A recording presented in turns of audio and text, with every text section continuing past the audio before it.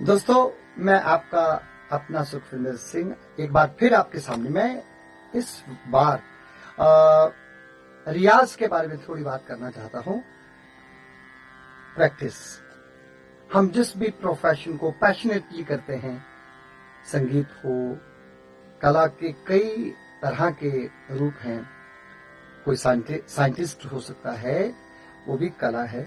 कोई डॉक्टर्स हो सकते हैं, कोई डिजाइनर हो सकता है। बहुत सारे काम हैं जो हम प्रोफेशन के नाम से पैशनेटली करते हैं।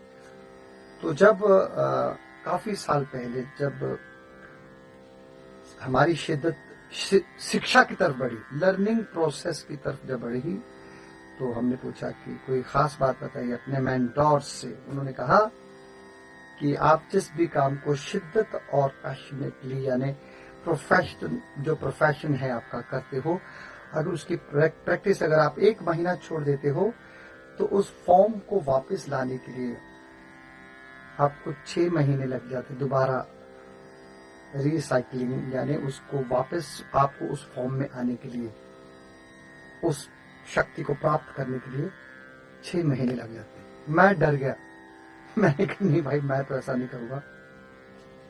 तो मैं इसलिए भी डर गया कि अगर 1 साल छूट गया प्रैक्टिस रियाज तो 6 साल लग जाएंगे। 6 साल लग जाएंगे मुझे वो शक्ति, वो वैक्सीन दोबारा प्राप्त करने के लिए। अगर 1 साल मैंने अगर प्रैक्टिस नहीं की तो वो power of that vaccine will be very difficult to get। 6 साल लग जाएंगे। और फिर उन्होंने बताया कि जरूरी नहीं है कि आप छोड़े और फिर दोबारा उसको प्रैक्टिस करें और आ जाएगा, वो शक्ति वापस आ जाएगी। हो सकता ना ही आए। ये तो और डरावनी बात थी। उन्होंने कहा था कि जो विद्या यानी सरस्वती माँ, उनका जो टेंडेंसी वो चंचल नहीं होता।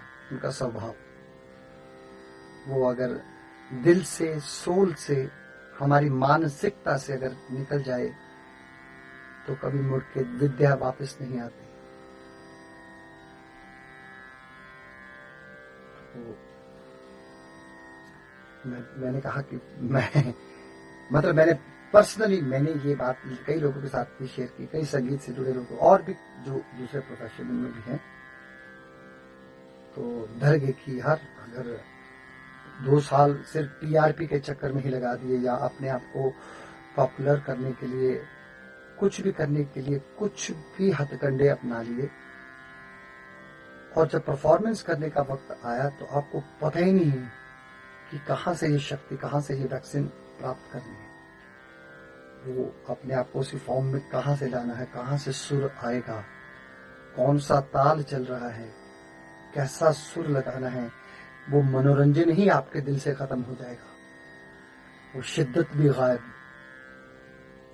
मतलब खुली आंखों से दिन में उजाले में भी आपको कुछ नजर नहीं आएगा। तो वो आपको उस बीमारी का इलाज ही नहीं मिलेगा। आप प्रैक्टिस छोड़ दी, ना सरगम निकलेगी, ना आलाप, ना मुखड़ा, ना अंतरा, ना साज सुनाई देंगे, ना साज सुर होंगे। तो ईश्वर परमात्मा अल्लाह वाहिगुरु कहे आप सब तंदुरुस्त रहें, आबाद रहें, और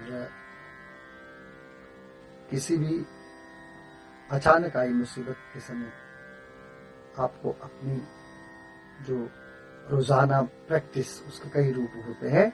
आप उस प्रैक्टिस को करते भी हैं या उसके बारे में सोचते भी हैं या उसको सुनते भी हैं। ये भी प्रैक्टिस है, कई रूप है। जब आप जुड़े रहेंगे तो कभी भी आप पे कभी आफत आएगी, कभी गला खराब हो जाता है, कभी अचानक आपका मन नहीं होता है गाने का, तो कभी आपको पेट में दर्द है और आपका नाम अनाउंस हो चुका है स्टेज पे, तो तब आपको उसकी वैक्सीन मिल जाएगी, उसकी वो मतलब वो शक्ति मिल जाएगी। अगर आप अपने प्रोफेशन, अपने पैशन को रोजाना रियाज में बदलते हैं, चाहे वो सुन के, चाहे वो उसके बारे में सोच के, लेकिन ज्यादातर वो रिमेन रहता है जब आप उसे प्रैक्टिकली प्रैक्टिस करते हैं। तो करते रहना चाहिए, वरना युग बीत जाएंगे, वो शक्ति, वो वैक्सीन नहीं मिलेगी। We should not miss our practice. वो हमारी ह्यूमैनिटी है। हम लोगों के लिए गाना गाते हैं, लोगों का मनोरंजन करने के लिए गाते हैं।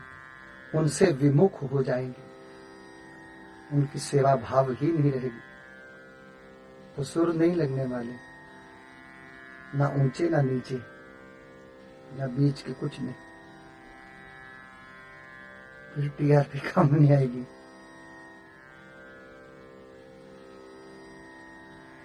वाहेगुरु आपको हमेशा तंदुरुस्त रखे, आबाद रहें। मौला हमेशा अच्छी सेहत से नवाजे। बजरंग बली जी आपके सहाय रहें। चढ़ती कला चढ़ो। फतेह। सत श्री अकाल।